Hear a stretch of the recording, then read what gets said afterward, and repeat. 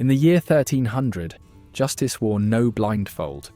Law was a living, breathing beast, driven by whispers in the village square and the roar of a mob. Break a rule and it wasn't truth that decided your fate. It was the sound of your name jeered through crowded streets, the fervour of those who accused you. In this world, accusation was a swift sentence unto itself, a preamble to pain. Jails were cold, stinking, not of punishment yet, but of waiting. Fingers and tongues felt the bite of misdeeds, while bodies swayed as warnings to all who dared misstep. Welcome to a world where the scales were forever tipped, not by justice, but by chance.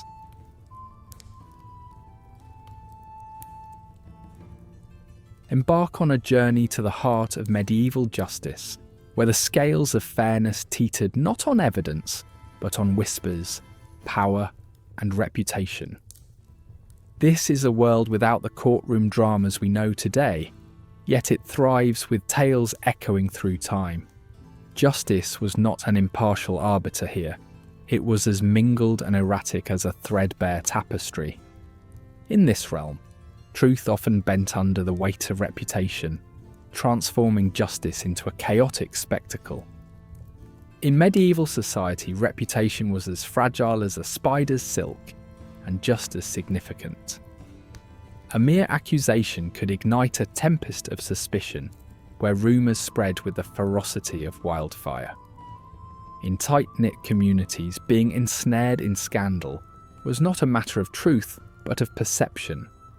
As tales spun over ale in the village tavern or around the hearth, they formed a tapestry of hearsay that sometimes twisted justice beyond recognition. Judges, frequently local nobles or officials, navigated these murky waters, making grave decisions based on stories woven into the fabric of community life. Here, where justice unfolded in spontaneous gatherings, the law was less about finding truth than about orchestrating a social drama. Accusations within this precarious system were shaped by the identity and standing of the accuser. The scales of justice were often tipped by the accuser's influence, whether this came from wealth, piety, or hefty social connections. So it was less about the crime and more about the social ladder on which the accuser and accused stood. This reality made the medieval courtroom a labyrinth of personal vendettas and strategic manoeuvring. While truth attempted to swim against this tide, it frequently sank beneath the weight of alliances and power plays.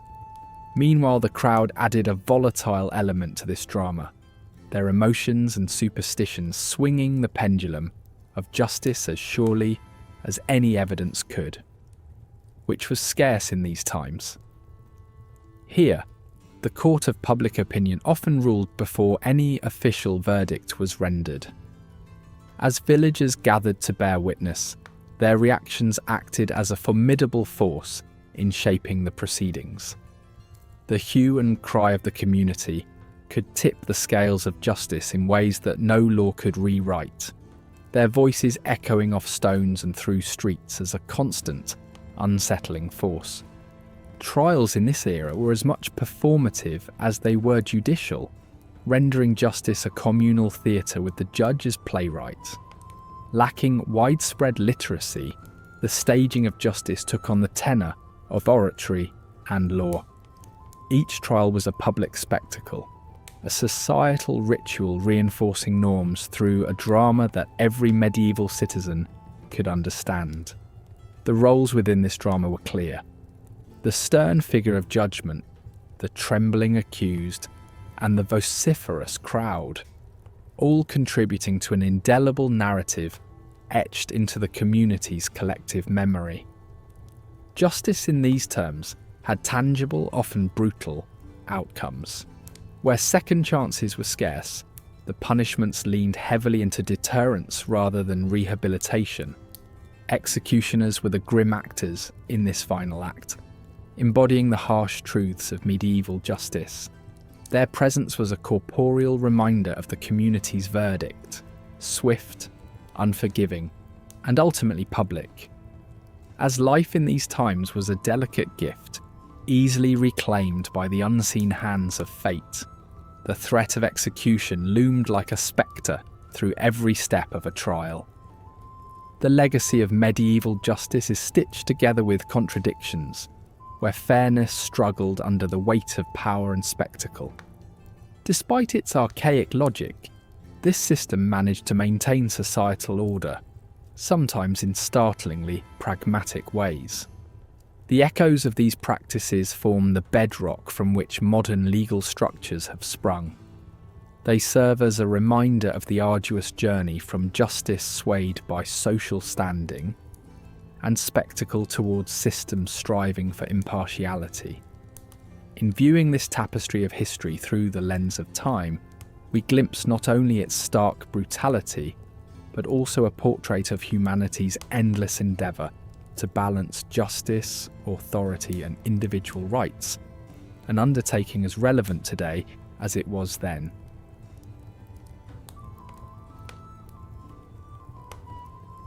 In the medieval tapestry of villages and towns, where life unfolded in tightly knit communities, and anonymity was as rare as luxury, accusations often began in whispers that carried the weight of impending doom.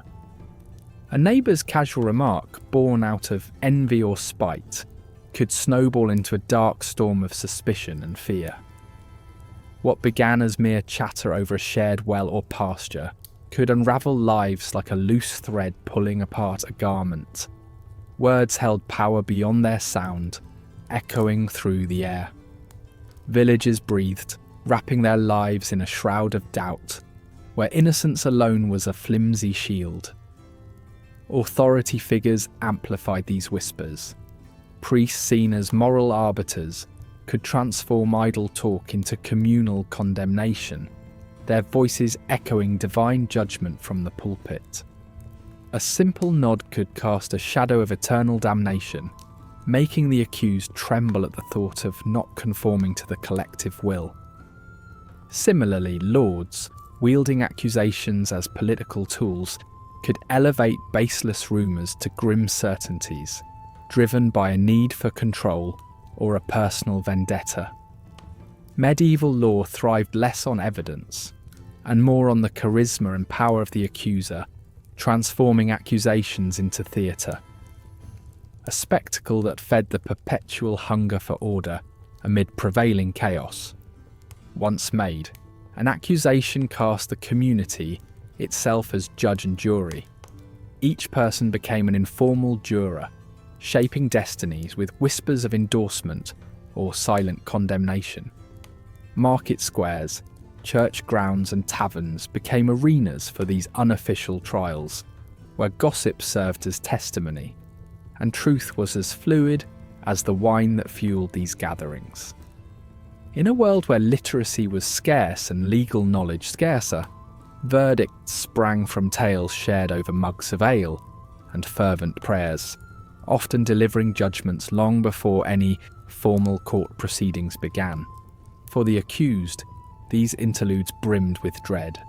One misstep or misspoken word could cement their fate in an irreparable stain upon their identity. No one was immune to this social scrutiny, not even the nobility. Though wealth and title often buffered the elite from harsher repercussions, making them less likely to face severe penalties, even they walked a tightrope over the abyss of scandal. While commoners feared physical retribution and destitution, the elite lived in perpetual fear of social disgrace. A unique judicial ballet keeping everyone, regardless of rank, on the edge of propriety. This dark equality meant that an accusation could dismantle both the humble and the highborn alike, reduced by the same swift, merciless strokes of rumour and fear. Accusations set a path toward confession, the pivotal cog in medieval justice. Valued above all for its perceived clarity, confession bypassed the need for divine ordeals and resolved the murkiness of suspicion. Torture, though not omnipresent, played a role in extracting confessions, with devices like the rack and thumbscrew serving as grim tools of persuasion. The process was less about truth and more about obtaining closure for the anxious collective seeking absolution from the ambiguous. Confessions wrought from pain and desperation became perverse emblems of justice, circumventing formal evidence in favour of coerced narratives. For the accused, confessing marked not only personal ruin, but spiritual defeat, an indelible fracture of self and status. For the community, these confessions walked a fine line between schadenfreude and sympathy, neighbours murmuring judgments in hushed tones or remaining pointedly silent. Yet, this grim agreement offered society a shared story, a parable reinforcing the necessity of submission to authority. It affirmed a hope sown into the communal fabric that errors could be expiated, luck favoured the righteous, and survival belonged to those who adhered strictly to the rules. As confessions cemented conclusions, surveillance on the accused became relentless. They lived as themes in an ongoing public drama, every movement watched and evaluated. The bustling markets and quiet churchyards turned into stages where the accused played their roles under constant observation. This pervasive vigilance predated modern surveillance, each watchful glance an implicit control force ensuring obedience and commitment to order. Rituals and ceremonies further ensnared the accused, embedding accusation events within the broader framework of societal control. These rituals, neither celebratory nor isolated, ingrained themselves into life, reflecting and reaffirming the social hierarchy. From public punishments to tales retold as cautionary folklore, the accused's lives became woven into communal rhythms, their trials serving as potent reminders of both human failings and societal strengths. Villagers were unwitting performers in this stark theatre, caught in rituals that echoed authority through everyday monotony and formalised ceremonies. Even when accusations faded, their legacy endured, casting long shadows over lives entwined with their telling. Relationships frayed under their weight, left marks that persisted long after the accused were forgotten. Whispered tales carried across generations, cautions woven into the community fabric, a latent warning against future transgressions. Born from echoes of justice and misguided steps, accusations lingered like ghosts, ensuring that their spectral lessons guided history's observers through the tangled paths of memory and tradition.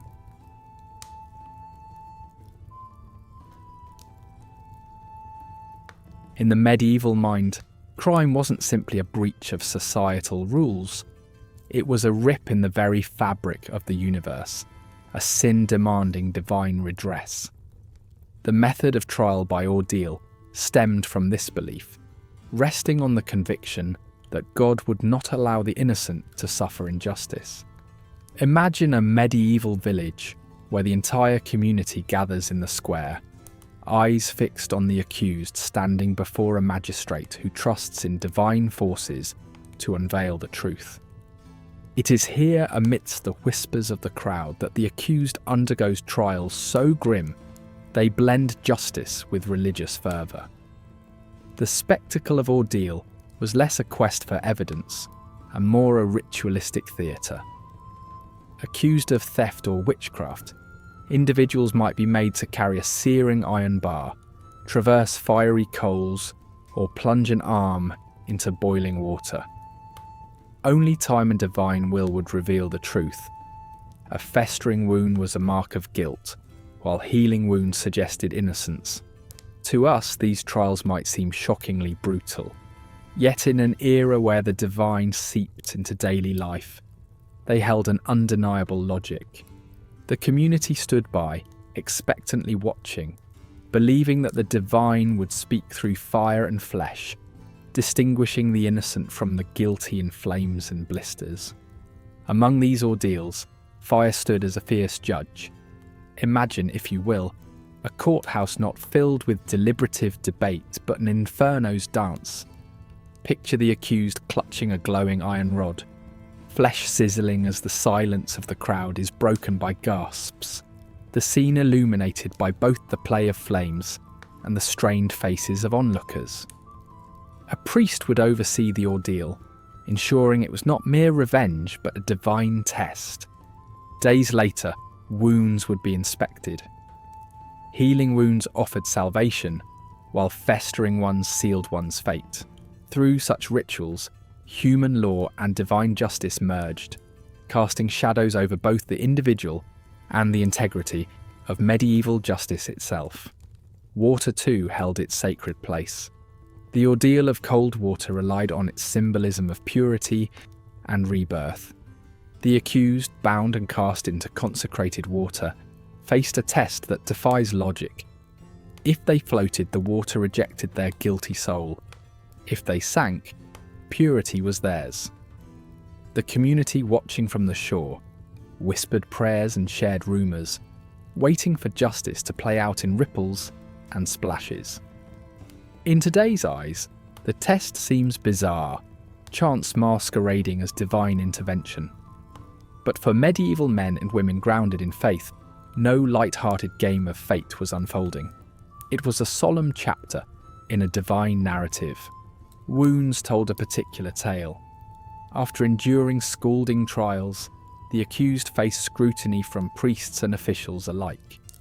Their wounds became the pages upon which divine messages were inscribed. Over days, deliberate and detailed inspections ensued, each injury narrating stories of guilt or innocence. A clean, healing wound bestowed freedom. In contrast, festering wounds denoted spiritual blemish, dictating punishment. This reflects a rudimentary understanding of health, yet was accepted as a divine script, where suffering and survival read as moral purity or corruption. Religion was not merely the backdrop of these ordeals, it was the foundation and the script. Heavy with Christian rituals, these proceedings felt infallible, with clerics conducting sacred rites that cast an air of divine legitimacy over the earthy spectacle.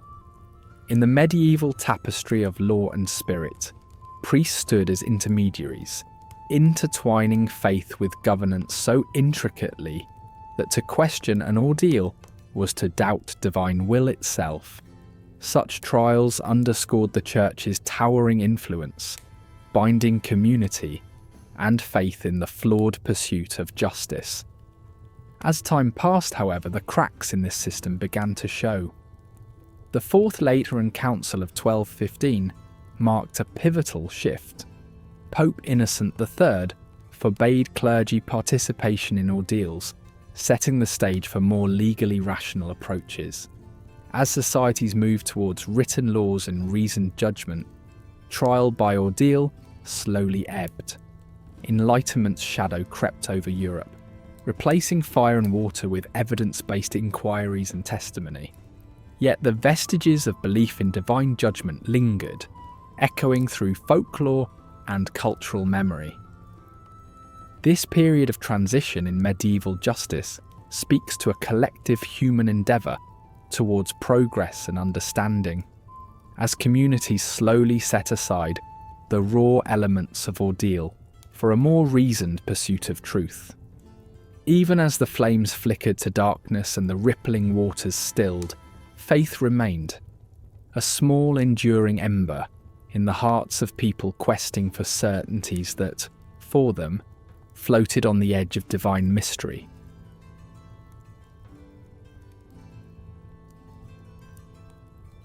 In the world of medieval justice, courtrooms were stages where drama and authority unfolded in an unbridled spectacle. Imagine a village gathering in a manorial court, the air charged with anticipation and whispered rumours. Peasants, farmers, and tradesmen filled the space, whether it was a grand hall or an open area near a cathedral. These settings were more than places of judgment.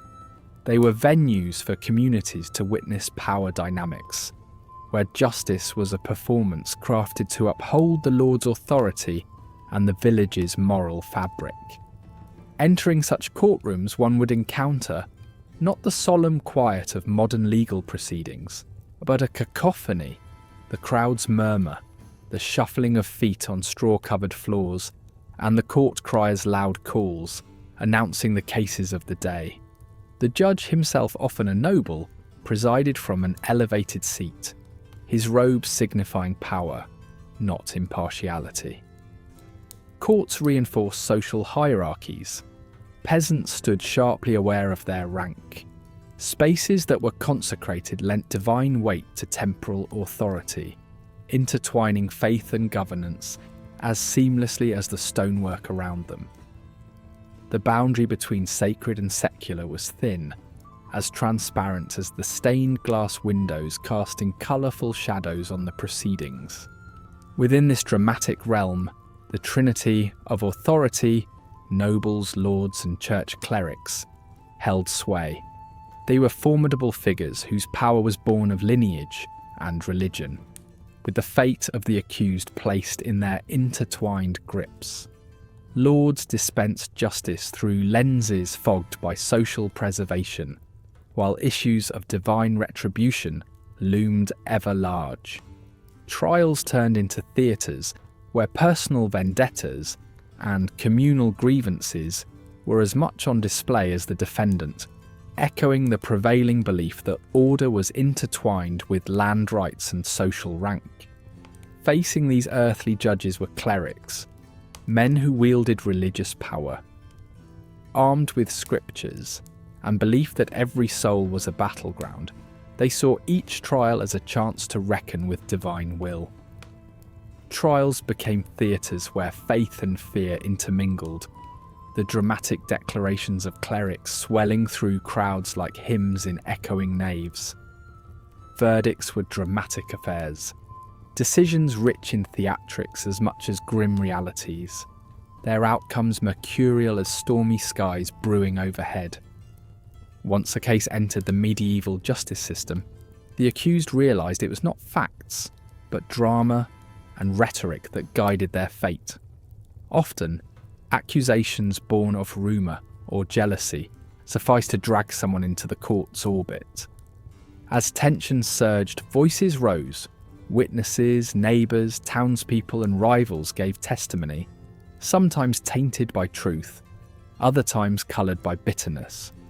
Compelling narratives took precedence over logical arguments, and public expectation inflamed the proceedings. Court was less about truth and more about the spectacle. Societal norms forming the unspoken script, with personal integrity at stake. Every trial was a community affair, an event interwoven with drama and communal judgment.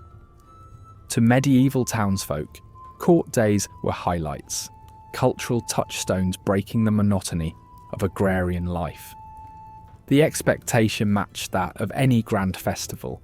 Participants arrived clothed in curiosity and anticipation. Within this amphitheatre of justice, the audience wielded its own power, influencing decisions and embedding proceedings into local folklore. Trials unfolded like theatre, allegiances whispered among the crowd, emotions ran high with each rhetorical flourish or divine plea. Witnesses became stars, spin doctors, bearing tales transformed by lips in the gallery. The conclusion, marked by a public verdict, brought catharsis. Justice observed, debated, recorded not in annals, but in memory and oral tradition. The process reinforced collective identity, curbing deviance, reminding all of the power structure governing their lives. In this courtly theatre, outcomes were as varied as motives that brought accused individuals before their peers. Some found repentance a tangible display, begging forgiveness in hopes of mercy.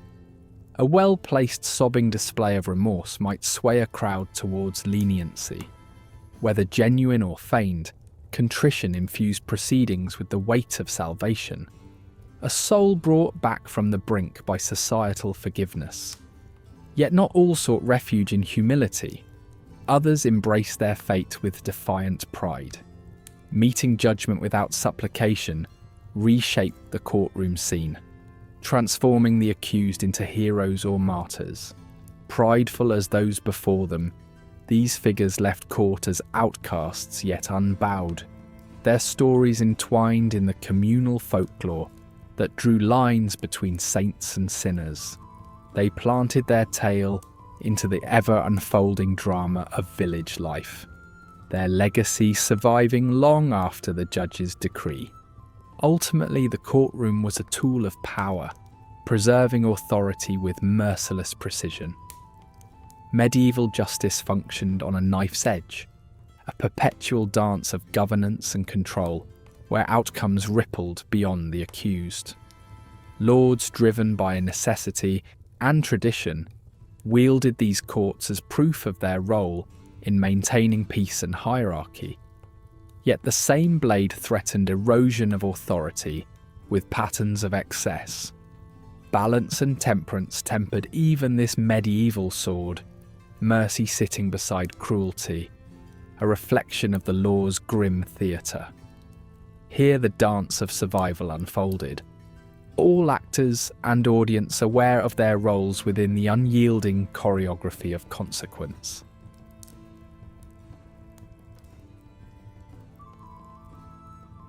In the medieval age, jails were as much a part of life as the looming castles casting their long shadows over towns. Yet unlike their modern counterparts, these jails weren't designed for rehabilitation or extended punishment. They were merely way stations, holding places where the accused lingered while the gears of justice slowly, if ever, turned.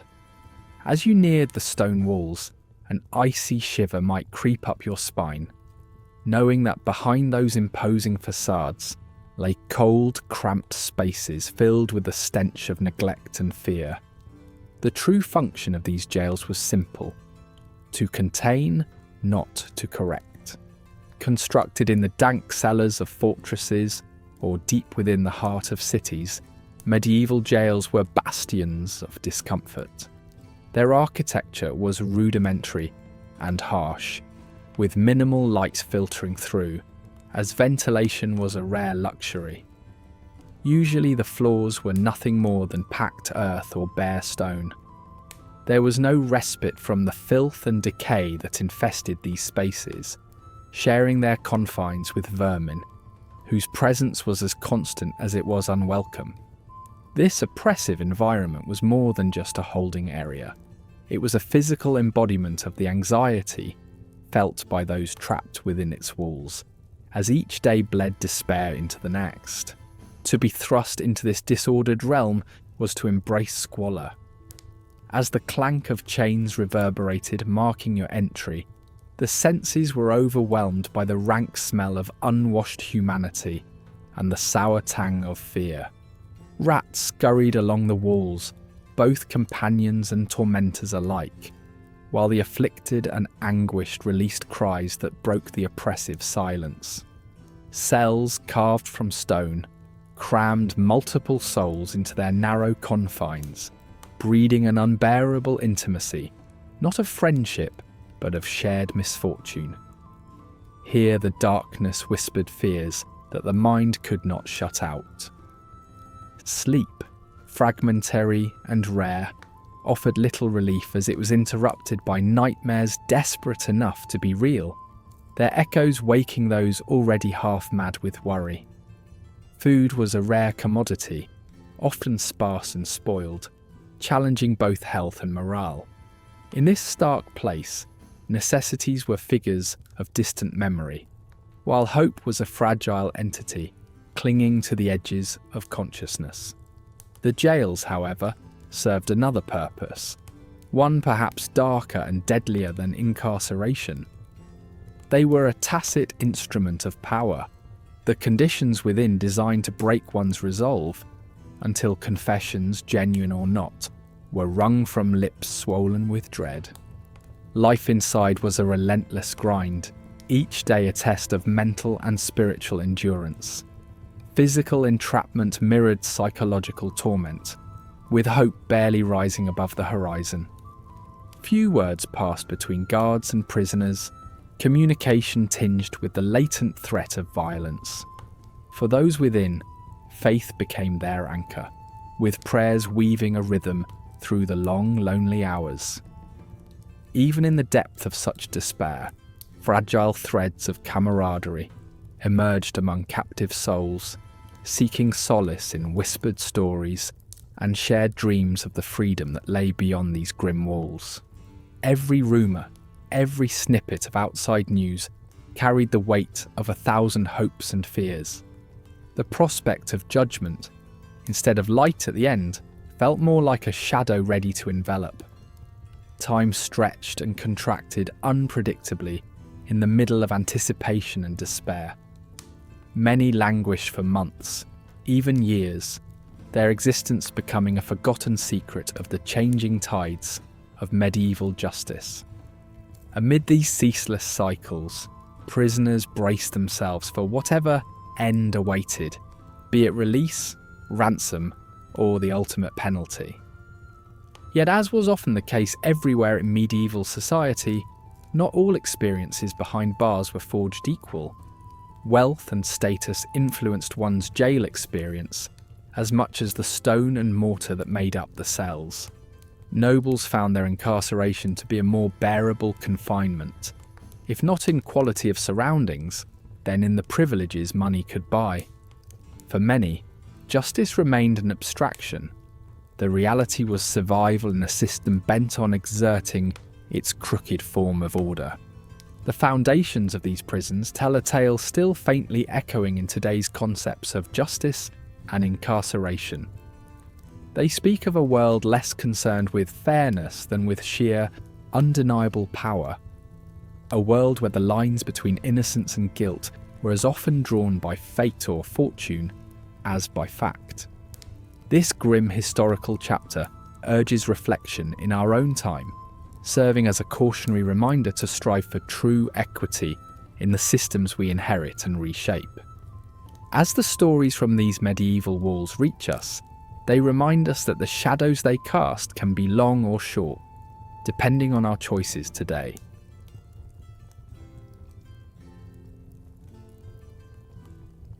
In the world of the Middle Ages, justice had its own peculiar currency, a blend of economic retribution and public humiliation, each designed to keep people in line. Punishment wasn't just a means of inflicting pain, but also a way to maintain the delicate social order. Wealth, or the lack of it, often dictated whether you'd pay with your purse or your person.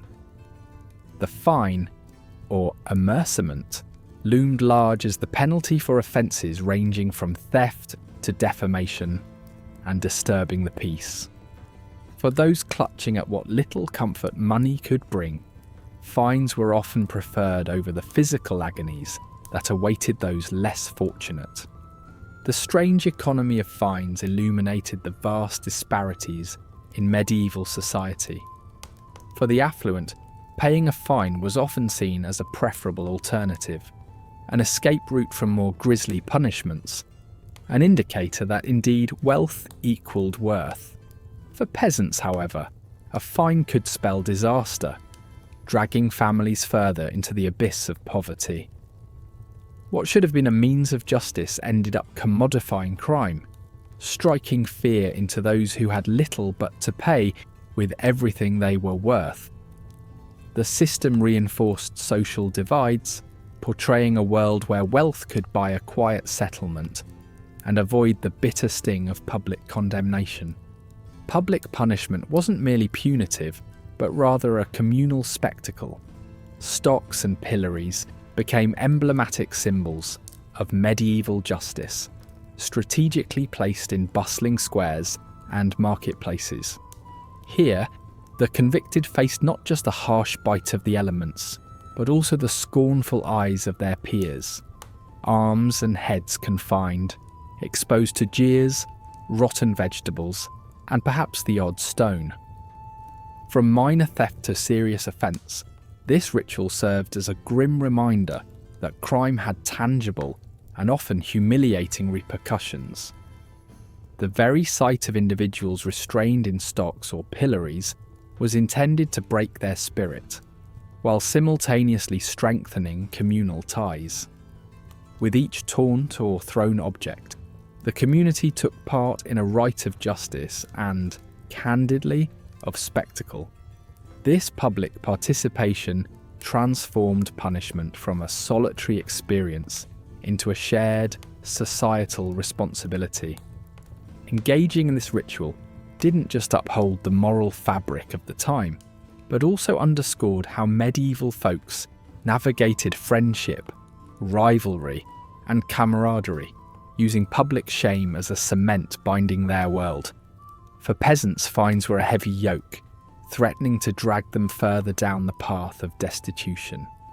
Even lesser crimes were punished by fines calibrated to deter future misdeeds. In an agrarian world where every coin was counted against the prospect of the next meal, these fines risked tipping families into ruin. Thus, the cycle of poverty perpetuated itself. Land, homes, or even essential provisions for the coming harvest irretrievably lost to the insatiable demands of justice. The notion of vergild or man price, the reparation for injury or death, also reflected the severe economic weight fines could impose. While meant to offer compensation, it often served as a crushing financial burden to peasants, assigned without consideration for their meagre means. In this, medieval justice was as biased as the hierarchy it thrived in, a bittersweet reminder that even when cloaked in monetary terms, justice was far from impartial. Meanwhile, the nobility played by different rules. Their lofty positions allowed them to maneuver behind closed doors, negotiating terms that saved them from the harsher penalties reserved for commoners. In manorial courts, familial influence and financial resources often yielded more lenient outcomes, shielding them with layers of protection that poorer folk couldn't dream of accessing. When nobles did face fines, these often amounted to a mere nod towards the law, symbolic gestures designed to uphold appearances rather than enforce true punishment. The privileged few navigated the legal landscape with surprising ease, using their influence as both sword and shield in preserving their status. Whereas for peasants, the legal system seemed rigged to perpetually keep them in place. Nobility reaped benefits from the same system, a demonstration of how closely medieval justice wove itself with the threads of social hierarchy. Ironically, the spectacle of medieval justice thrived on community involvement. Watching a villager cower in stocks, or being lightened of their hard-earned coins, wasn't a solo endeavour. It was a lesson schooling both the offender and the community about the unwelcome consequences of straying from the norm. Public punishment offered a stark deterrent, wrapped in the chaos of collective scorn and ritual participation, all the while reinforcing prevailing hierarchies. The medieval justice system was a tapestry threaded with contradictions. Laws designed to stop crime often deepened inequalities, where one's social standing sometimes mattered more than the crime committed. As peasants sank under penalties they couldn't shoulder, and nobility strode past repercussions with minimal inconvenience, the intended fairness of justice hung in question. The system operated with a dark efficiency, born from a time when fear helped maintain the order of those perched loftily above the rest. In this intricate web, moments of compassion sometimes flickered, like communities protesting harsh penalties, or nobles sparing their subordinates out of sheer grace. These brief slivers of humanity shone amidst a landscape painted in stark tones of power versus powerlessness. And so medieval justice served not just as a force of order, but as a vivid portrait of a world perpetually dancing between control and chaos. If this strange little slice of medieval life stirred your curiosity or your stomach, give us a like. And if you're hungry for more gritty tales from the dark side of history, subscribe to Medieval Grime. We serve our history smoked, salted, and a little bit cheeky. Thanks for watching. Stay grimy and we'll see you next time by the fire.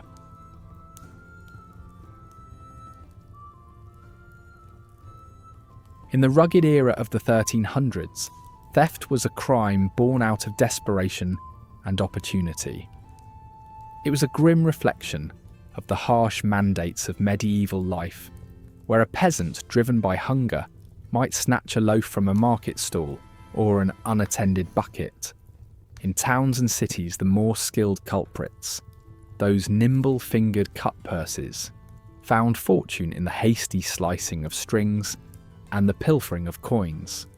But in a society where subsistence balanced precariously on the edge of poverty and famine, the looming spectre of punishment was as brutal as it was decisive: the loss of a hand.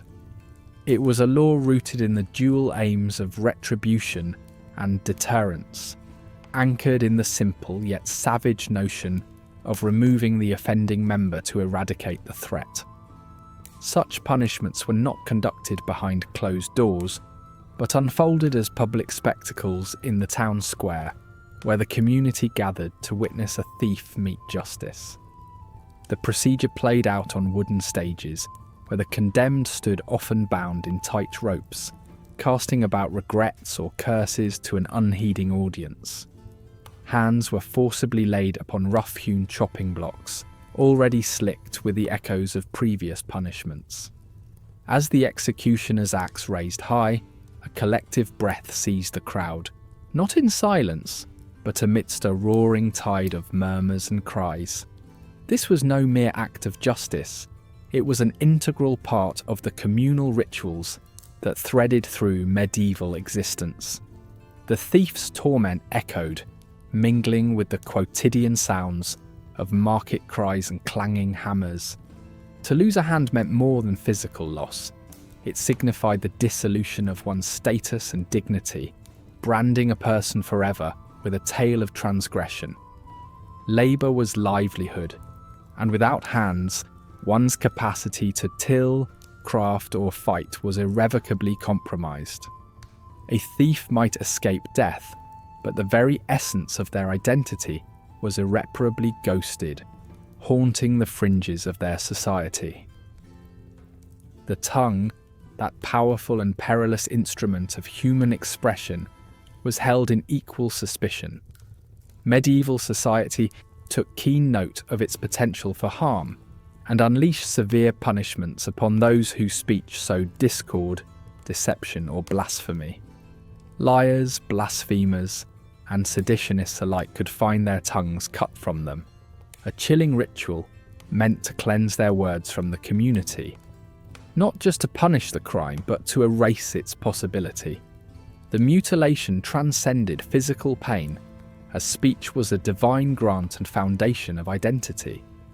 The removal rendered individuals silent spectres within vibrant storytelling cultures, where the absence of a voice dimmed one's identity. Devoid of speech, they could no longer defend themselves, barter, or even pray aloud, cursed to wander silently through a world shaped by the words they could no longer utter. Beyond amputation, medieval justice embraced branding and whipping, cementing societal sin into skin and scar. Branding marked the flesh with hot iron, leaving behind permanent emblems of shame. Letters like T for thief or F for forger carved into hands or faces. The act was public and painful, declaring one's crimes with searing finality. Whipping, too, rang out across town squares, each lash serving as a potent reminder of the boundaries that held medieval society together. Unlike branding, the marks left by whips eventually faded, though the stigma lingered, etching itself onto the psyche as much as the flesh. These punishments fulfilled purposes far beyond mere discipline.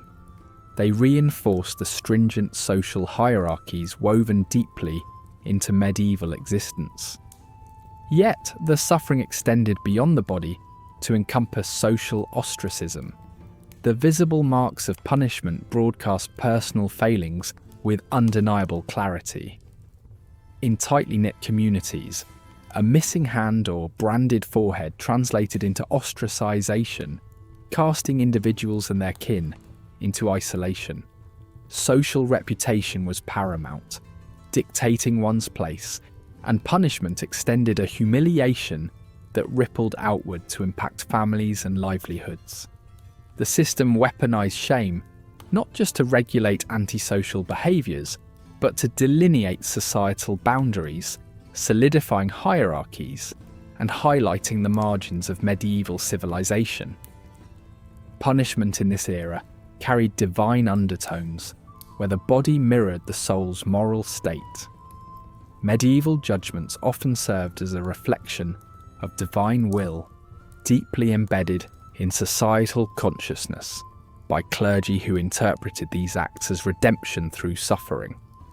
Crime conjoined with sin, and physical punishment became a necessary atonement. The spectacle of punishment, framed by ritual and prayer, blurred the line between human justice and divine providence, reinforcing a narrative of redemption. Amidst the severity, justice stumbled upon irony and absurdity. The system's inequities and abuses of power underscored how it often twisted into unintended caricature. Those of means could escape the worst, leading to dark quips about skewed justice. Absurd juxtapositions abounded.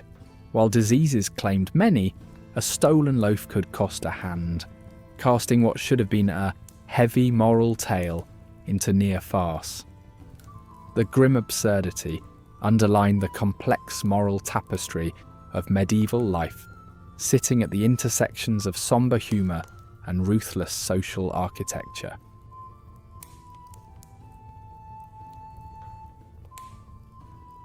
In the medieval world, death was a stage where justice played out its most dramatic scenes. Public executions were more than mere punishments.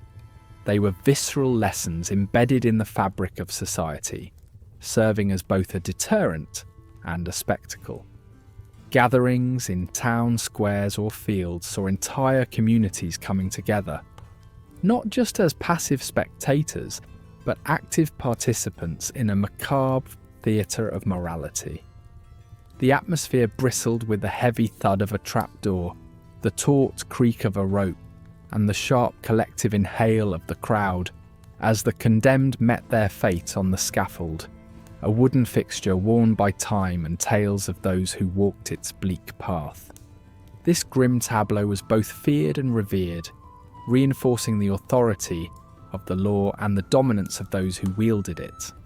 With much of the population illiterate, visual displays such as these powerfully communicated societal rules far beyond any royal decree. Every execution was meticulously orchestrated to affirm the might of the local lord or the crown, personified by stern officials or the black-cloaked executioner, with a clear message: defy the law and suffer a dishonourable demise. Even when nobles faced execution, often with more ceremony, the message remained the same: no one was truly beyond the reach of justice. The church, represented solemnly at many such events, lent a divine seal of approval, intertwining earthly justice with heavenly mandate. Methods of execution varied, chosen to fit the crime's severity and the lesson intended. Hanging was the most straightforward and common, particularly for thieves and highwaymen. As the condemned was paraded through jeering townsfolk, the noose became an omnipresent symbol of their imminent death, a grim reminder that deterrence was the ultimate goal. While the executioner might aim for swiftness, The spectacle's gravity often dictated the speed of their demise. For the gravest offences like treason, the scenario darkened further. Beheading, a privilege reserved for nobility, sometimes turned grotesque when an inexperienced executioner botched the act.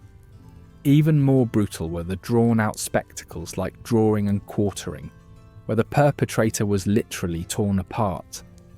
Such ghastly ends served not just as punishments, but tactile lessons, with remains displayed, heads boiled and mounted on spikes, limbs hanging at city gates, as trophies warning others to abide by the law. Standing at the heart of these grisly tales were the executioners, figures both dreaded and indispensable. Skilled artisans of death, they typically inherited the profession from their fathers, gaining expertise in the precise delivery of their grim tasks. Despite the essential nature of their work, executioners often inhabited society's fringes, shunned for their constant engagement with death, yet feared and occasionally respected. They maintained their tools with care, akin to a craftsman's pride, their anonymity preserved by masks and distance from those they served. Some developed bonds with their charges, engaging in final conversations or accepting bribes to ensure a quicker end. In time, certain executioners became notorious for their proficiency, lending a morbid celebrity to their calling. Public executions doubled as community gatherings, merging dread with a peculiar form of entertainment. While merchants hawked wares and food amid the crowd's anticipation, the executions themselves drew people from near and far, transforming justice into a communal festival of sorts. Broadsides circulated, telling tales of crimes and punishments, their dark humour and exaggerated accounts etching moments into regional lore. For witnesses, these events were opportunities for catharsis, a chance to reaffirm society's moral boundaries safely distant from the gallows' shadow. Through witnessing, people explored the edges of morality and justice, reinforcing their collective identity and values. Despite the aura of invincibility projected by medieval justice, it was fraught with errors. Reliant on accusation over evidence, the system often misconstrued guilt, leading to wrongful executions. In an age where ordeal and divine will led proceedings, mistakes were tragically expected. Accusations could cling with grim inevitability, with the community's desire for retribution sometimes overshadowing the pursuit of truth. Miscarriages of justice filled the annals of history with tales of innocence claimed too late, ghostly echoes of failure that lingered in folklore.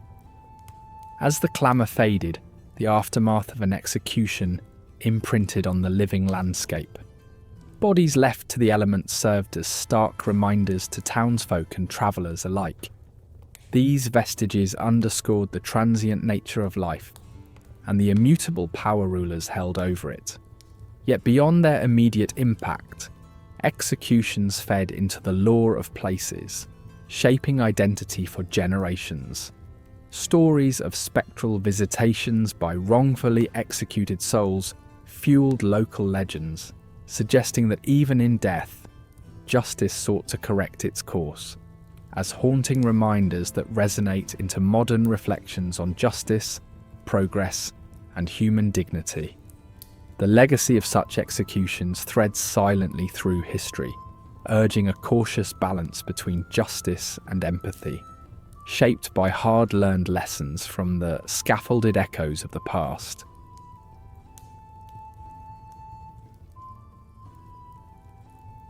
In the 1300s, the dense, looming greenwood served as both a sanctuary and a treacherous purgatory for those seeking to escape the iron grip of medieval justice.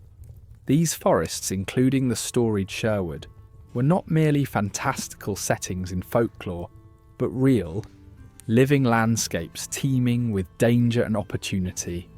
To disappear into the woods was to become part of a raw, wilder freedom, a place where the laws reach tangled unpredictably with the branches and the shadows beneath.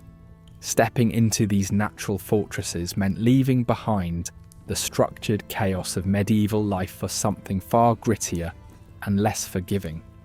Yet the forest call was not just about concealment, but also the uncharted possibility stretching into its vast, whispering expanse.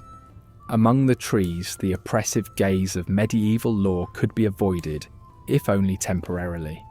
However, such refuge came with no promises of safety or easy survival. Life in exile within the Greenwood was far from the romanticised tales of adventure. This was a testament to desperation and gritty perseverance. Survival demanded adherence to a new primal code, dictated by the wind and followed by the beasts of the forest. Food was never guaranteed, but was a matter of hunt or sheer luck. The forest floor, carpeted with leaves that hid pitfalls, was both deceptive and protective. In such a world, every step might lead to nourishment or starvation. Those who chose, or found themselves forced, into the woods faced stark realities. Wild animals were unrestrained, food sometimes elusive, and shelter had to be crafted from the earth itself. The wild often became a grave for many, with every rustle of the leaves serving as a solemn reminder of the precarious balance of life. When the law harshly turned its back on individuals, leaving them in lonely exile, the forest offered a semblance of community. The castaways there formed unlikely ties, creating a ragtag band of outlaws and outcasts living under self-imposed rules. The infamous band surrounding figures like Robin Hood, while mythologized, sprang from kernels of truth. These groups, forged in the fires of adversity, fashioned networks that thumbed their noses at societal laws in favour of self-defined codes. For nobodies turned outlaws, such alliances provided essential protection and a rare sense of belonging. Shared struggle stemmed bonds that rivaled iron in strength, crafting a peculiar code of honour amidst the lawlessness of the woods. Yet camaraderie came at a cost. Life as an outlaw meant ceaseless vigilance against threats that could emerge from without and betrayal from within. Trust was as scarce as food during the harshest winters, and one false step could spell disaster. Myths often skip over these brutal truths. Inter-outlaw skirmishes were common, and survival sometimes demanded abandoning comrades for one's own safety. These wary communities, romanticised in tales of heroic rogues, were precariously balanced on a knife's edge where betrayal could ignite chaos. In the forest, alliances were sustained only as long as they proved convenient, feeding on the fleeting nature of human loyalty and trust. The church loomed large over those fleeing justice, threatening with dire spiritual consequences. Excommunication was not merely a severance from the community of man, but an expulsion from the grace of God. The church's declaration that a fugitive's soul was forfeited carved a wound deeper than any sword, with medieval society deeply entwining spiritual life with worldly well-being. For peasants and lower nobles on the run, the label of excommunicate could be a fearsome spectre. Tales of divine retribution added to this fear, as folklore among the outlaws spoke of spectral monks and ghostly bishops haunting their dreams. These spiritual consequences pushed some back toward the fold of law in search of redemption, signifying how the threat of excommunication exercised control well beyond temporal punishments. Navigating subsistence in the wild demanded wit and resilience. The natural bounty of the 1300s was there to be harnessed by the cunning. Edible plants and small game became focal points for the fugitive forager, with the savvy learning to discern between sustenance and poison through sometimes dire trial and error. Shelter was crafted from scant resources, branches and leaves providing more survival than comfort against the elements. As seasons turned, the forest was ally and adversary, offering leafy shelter in summer and biting wind in winter. Relentless autumn rain drenched all but the most ingeniously constructed shelters. To even the most resourceful fugitive, sometimes the forest provided only cold and wet discomfort. Choosing the wild was choosing a life fraught with uncertainty and devoid of societal rights. The risk of capture and the weight of potential punishment often seemed lighter than the grip of certain execution or public shame. Amidst these hidden chapters in forest lives, heroic tales and legends emerged, myths outlasting subjects and echoing through time. Romanticized stories overlooked isolation and fear's grim reality, turning desperate lives into aspirational tales of those leaping into legend.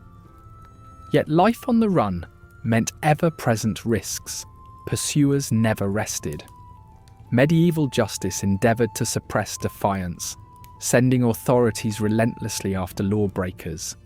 Sheriffs, blending duty with personal motivations, groomed men and hounds to track the elusive trails of outlaws.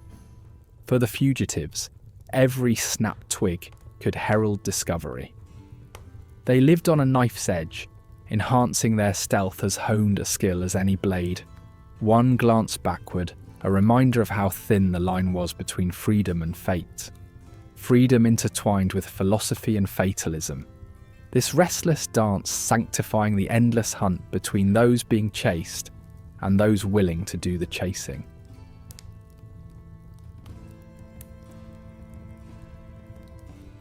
In the medieval world, justice was a commodity, a privilege rather than a right, swayed more by the chink of coins than by noble ideals. For the poor, it was a blunt force, wielding indiscriminate power. Yet, for those who could afford it, justice became malleable, a shadow to be manipulated.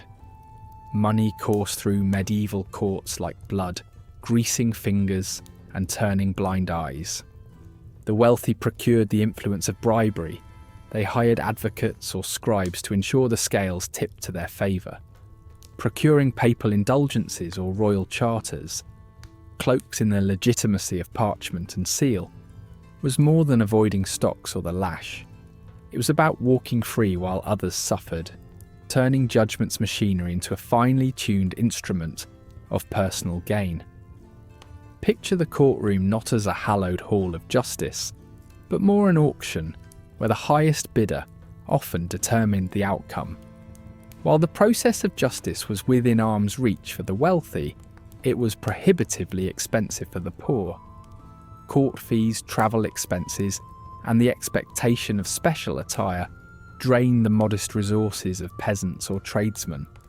Conversely, for the affluent, legal wrangling was a mere line item, counted and absorbed amidst their lands and titles. Time and money allowed for delay tactics and labyrinthine manoeuvres to tangle and exhaust their opponents. With coin as their ally, the justice system bent readily to their will. They could petition to kings or resolve grievances outside equitable boundaries, crafted leisurely to their narrative. Justice's price extended far beyond coin, threading through social networks and political favours, weaving a protective cloak shielding the wealthy from harsh fates reserved for less fortunate souls. For nobles, trials served less about discovering truth. Instead, they played out like performances of diplomacy, heavily wrapped in privilege and kinship. Rather than facing grim spectacles of public courts, nobles convened in opulent chambers, regaled with tapestries and legacy. Here justice mingled with politics, whispering through whispers and allegiances. Rarely did nobles feel the sting of medieval cruelty. Punishment often meant a mere house arrest or foreign banishment, inconveniences rather than life-crippling consequences. Living under the leges baronum and their own set of laws, they shaped justice to fit whims and aspirations. Shrouded in spectacle and ceremony, noble trials boasted a retinue of allies and advisors. Unfamiliar with the chaos of peasant trials, such trials played rather like strategic movements in a power game. Witnesses faced dismissal, damning evidence crumbled under noble testimony and favour. In reality, verdicts often decided prior to a single utterance of defence, familial bonds crisscrossing beneath tables to determine fates invisibly but decisively. Thus, noble trials reinforce social hierarchies instead of fairly gauging guilt. A reminder that the currents of justice flowed gently for those of noble blood. In medieval law, clergy enjoyed privileges within the comforting embrace of ecclesiastical courts. Crimes committed by those in sacred garments dodged secular authorities' reach, judged within the church's sanctified walls. Beyond a legal quirk, this reflected tangled relations between spiritual and temporal powers. Ecclesiastical tribunals, bastions of theology and canon law, often challenged secular principles with leniency. Penitential acts supplanted harsh punishments, fines remitted as charity, transgressions cleansed through prayer and devotion. The cloth served as a protective veil, a woven defence against secular justice's harsher hand. This clerical immunity brewed abuses, turning sanctity into a refuge for dodging harsher secular systems. Some nudged sacred rules to breaking points, exposing flaws beneath ecclesiastical jurisdiction's noble aims. Yet, this system offered justice beyond corporeal punishment. For sins deemed heretical or sinful, redemption lay through confession, penance and prayer, a stride towards a justice grounded in spiritual resilience. However, scandals sometimes stain the walls of this moral fortress, a bittersweet reminder of complexities weaving through any privileged system. The potent blend of money and royal or noble pardons stood as a testament to the age-old dance of injustice. A royal pardon embodied personal grace and political manoeuvring, transforming treasonous wrath into feudal loyalty, severing sin from sinner with a quill's simple stroke. Pardoning operated as a tool not just of redemption but of power, repurposing guilt into political capital and loyalty.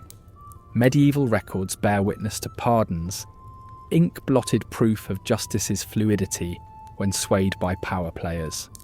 Securing such favour required cultivating relationships within courtly circles, aligning oneself deftly amidst power. For commoners, these aspirations proved distant dreams, yet those tethered to the right connections navigated legal judgments with astonishing reversals of fate.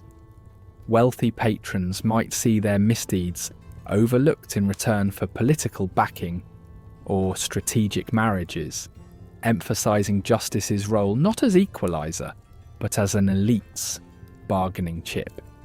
Within medieval law lay deep-rooted ironies, marked by contradictions and dissonant legal paths. One minor infraction punished severely within a fiefdom may only result in a fine elsewhere, illustrating inconsistencies across judicial frameworks. Local custom and tradition heavily influenced outcome, a noble exploiting legal loopholes to pursue vendettas while remaining untouched by skewed principles. Meanwhile, isolated communities blithely ignored royal edicts, choosing self-governance and rendering royal commands echoes in distant lands. Webs of fate ensnared those less fortunate, caught in unintended brushes with justice's blindfold. For every well-heeled navigator of judicial games, countless others succumbed to chance, suffering unjust accusations or doom from ill-fated timing. By firelight in humble homes, these stories reside, muted within clerical chronicles or faintly sketched documents delineating feudal lands, Unrecorded, they linger beneath justice's shadow, swallowed whole without voice, unleashing stark reminders of survival's often unattainable price. A grim tapestry, woven amidst hierarchy's rigid strands. Their stories, though whispered and fleeting, testify to an era where misfortune branded those absent of coin or voice, amplifying justice's sombre echoes against the relentless cadence of medieval law.